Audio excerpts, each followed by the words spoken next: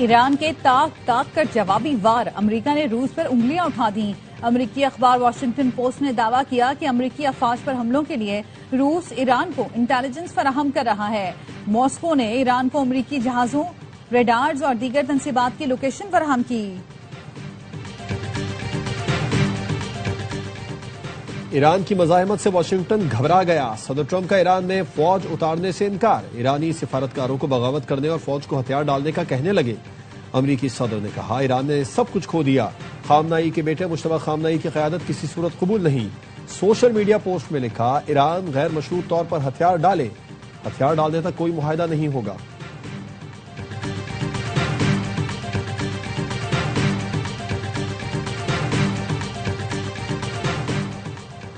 اسحاق ڈار اور ایرانی وزیر خارجہ عباس عراقچی کا ٹیلی فونک رابطہ، نائب وزیر اعظم کا خطے کی صورتحال پر تشویش کا اظہار، دونوں رہنماؤں کا قریبی رابطے برقرار رکھنے پر اتفاق۔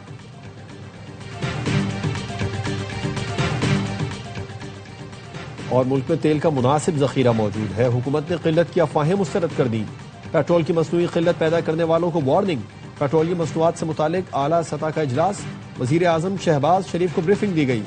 وزیر اعظم نے ذخیرہ اندوزوں کے خلاف کارروائی کی ہدایت کر دی، کہا مصنوعی قلت پیدا کرنے میں ملوث پیٹرول پمپ فوری بند کر کے لائسنس منسوخ کر دیں۔ ہم تو انتظار میں ہیں کہ امریکہ فوجیں اتارے، ایرانی وزیر خارجہ کا کہنا ہے کہ صدر ٹرمپ آپ کا بلا مقابلہ فتح کا پلان اے ناکام ہو گیا، ایران پر زمینی حملہ کیا تو امریکہ کے لیے بڑی تباہی ہوگی، پلان بی اس سے زیادہ بری طرح ناکام ہوگا، ایران کو امریکی سرزمین اور شہریوں کو نشانہ بنانے کی ضرورت نہیں، خطے میں امریکی فوجی اڈے تنصیبات ایران کے نشانے پر ہیں۔ عباس عراقچی نے ٹرمپ کے دعوے مسترد کرتے ہوئے کہا ہم نے جنگ بندی کی کوئی درخواست نہیں کی، مذاکرات مسترد کرتے ہیں۔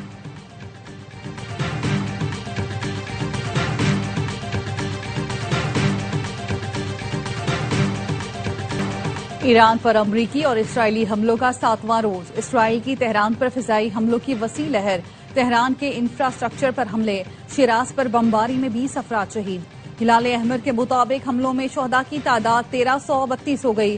الجزیرہ اور ایرانی خبر ایجنسی کا کہنا ہے تہران پر اب تک کی شدید بمباری کی گئی، تہران یونیورسٹی کو نشانہ بنایا گیا، ایک اور اسکول بھی اسرائیلی بمباری کا نشانہ بن گیا۔ ترجمان وزارت خارجہ اسماعیل بقائی نے متاثرہ اسکول کی ویڈیو شیئر کی۔ یونیسیف کے مطابق امریکی اور اسرائیلی حملوں میں 200 بچے شہید ہو چکے ہیں۔ تہران میں پاکستانی سفارت خانے کے پریس اتاشی کی سفارت خانے کے قریب بمباری کی تصدیق، کہا پاکستان مشن میں موجود ہیں اور سب محفوظ ہیں۔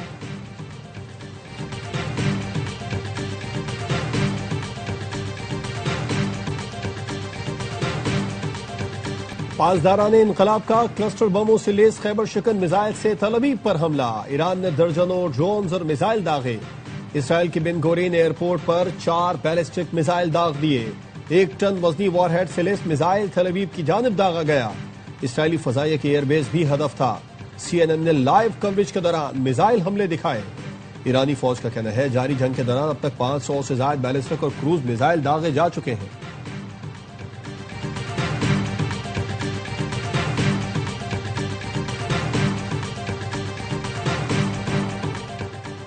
ایران کا متحدہ عرب امارات اور کویت میں امریکی اڈوں کو نشانہ بنانے کا دعویٰ، پاسداران انقلاب نے بتایا UAE میں الزفرا ایئر بیس پر امریکی اڈے کو نشانہ بنایا، کویت میں علی السلم ایئر بیس پر امریکی اڈے کو نشانہ بنایا گیا، دونوں ایئر بیس پر امریکی فوجی اہلکار موجود ہیں۔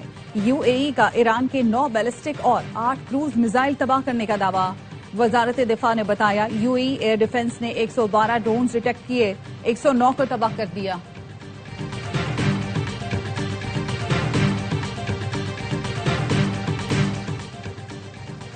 چین نے جنگ بند اور ادنائے ہرمز کھولنے کا مطالبہ کر دیا، ترجمان چینی وزارت خارجہ کا کہنا ہے تمام فریق فوجی کارروائیاں فوری بند کریں، کشیدگی بڑھنے سے روکیں اور آبنائے ہرمز کھول دیں۔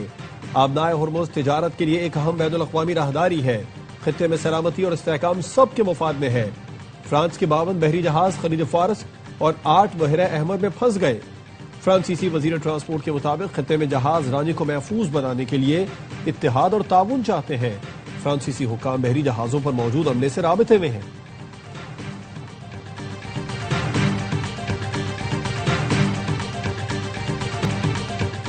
خلیجی ملکوں میں جنگی صورتحال کے باعث پروازوں کا شیڈول درہم برہم، سعودی عرب میں پاکستانی عمرہ زائرین کو شدید مشکلات کا سامنا، وطن واپسی کی فلائٹ کینسل ہونے کے بعد نیا ٹکٹ ملنا بہت مشکل ہو گیا، قیمت منمانی وصول کی جا رہی ہے، ایجنٹ حضرات بھی تنگ کر رہے ہیں۔ مدینہ میں موجود عمرہ زائرین کا کہنا ہے پرواز کینسل ہونے کے بعد 30-40 ہزار کا ہوائی ٹکٹ 1.5 لاکھ کا دیا جا رہا ہے۔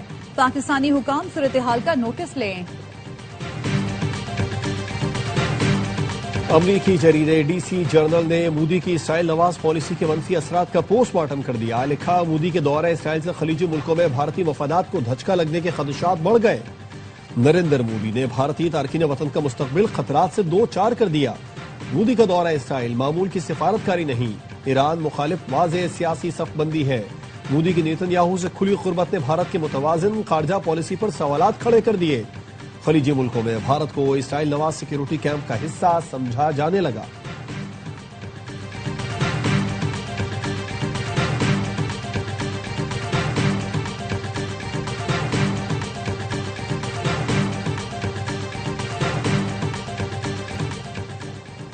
وزیر اعظم شہباز شریف کی وزیر داخلہ محسن نقوی کی رہائش گاہ احمد۔ محسن نقوی کی خیریت دریافت کی، صحت یابی کے لیے نیک خواہشات کا اظہار۔ محسن نقوی گزشتہ اتوار اسلام آباد میں مظاہرین سے بات چیت کے دوران زخمی ہوئے تھے۔ ملاقات میں ملکی داخلی سیکیورٹی امن و امان پر بھی گفتگو۔ وزیر اعظم نے کہا عوام کے تحفظ کے لیے ہر ممکن اقدامات کیے جائیں۔ محسن نقوی نے کہا ذاتی طور پر سیکیورٹی انتظامات کی مانیٹرنگ کر رہا ہوں، قانون نافذ کرنے والے اداروں کو واضح ہدایات جاری کر دی۔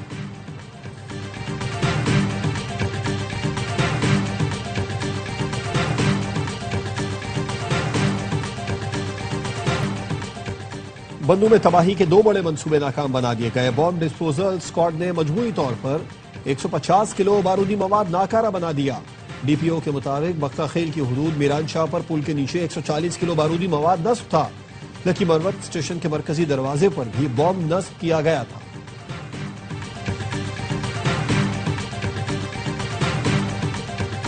پاکستان نے بھارت اسرائیل کے سائبر حملوں کا توڑ نکال لیا۔ End point detection and response antivirus تیار۔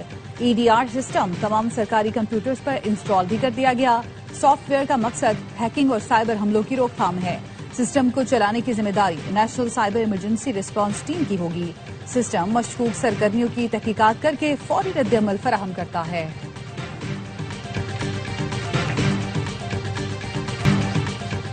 اسرائیل اور بھارت انسانیت کے خلاف گٹھ جوڑ بنا چکے، طاغوتی طاقتیں انسانیت کو تباہ کرنے کی طرف دھکیل رہی ہیں، عالمی ادارے مظلوموں کے تحفظ میں مکمل ناکام ہو چکے۔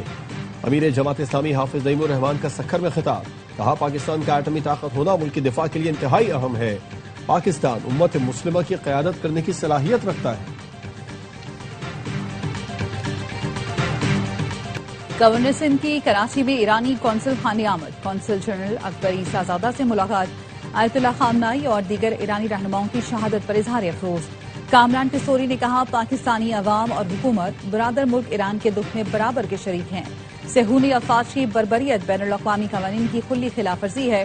مشکل حالات میں پاکستان کی حمایت پر ایرانی قونصل جنرل نے شکریہ ادا کیا۔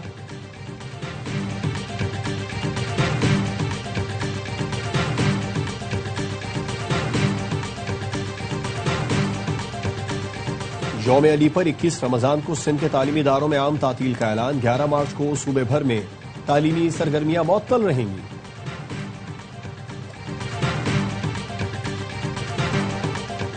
سونا سستا، چاندی کی قیمت میں اضافہ، فی تولہ سونا 3400 روپے کمی سے 5,33,762 روپے کا ہو گیا۔ عالمی مارکیٹ میں فی اون سونا $34 کمی سے $5,110 کا ہو گیا۔ فی تولہ چاندی 104 روپے اضافے سے 8,914 روپے میں فروخت ہو رہی ہے۔